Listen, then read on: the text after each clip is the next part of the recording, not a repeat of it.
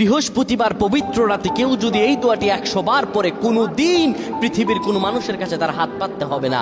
পৃথিবীর সব কিছু তার পায়ের নিচে আল্লাহ হাজির করে দিবেন। দারিদ্রতা থেকে মুক্তি দান করবেন, বিপদ আপদ থেকে মুক্তি দান করবেন, তার সম্মানকে সুউচ্চতা দান করবেন, অসুস্থতা থেকে দূরে রাখবেন। আল্লাহর অশেষ দয়া ও রহম তাকে দান করে দিবেন। সুবহানাল্লাহ। বৃহস্পতিবার রাত এটি গুরুত্বপূর্ণ রাত। এই রাত সপ্তাহে একদিন আসে।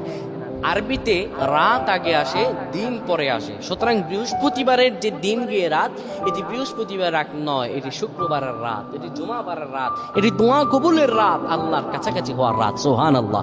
এই বৃহস্পতিবার রাত আল্লাহ তাআলা বান্দার দোয়া কবুল করেন।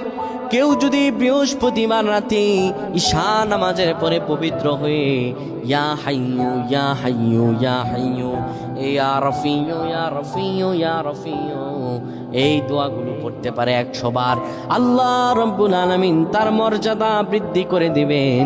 তার জীবনটাকে আমার আল্লাহ সুন্দরভাবে সাজিয়ে দিবেন। বিপদ আপদ বালা মুসিবতগুলো আমার রাব্বুল আলামিন দূর করে দিবে।